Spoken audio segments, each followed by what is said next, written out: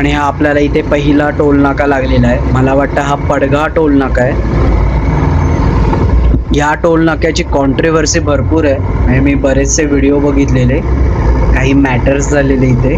पण आपल्या बाईकवाल्यांना बरं आहे, भारतात कुठेही फिरा टोल फ्री आहे. सिरियसली, म्हणजे मी इतर रायडर्सचे व्हिडिओ बघतो ना, जपान वगैरे फिरतात त्यांचे, तर त्यांना तिथे बाईकसाठी पण टोल पे करावा लागतो.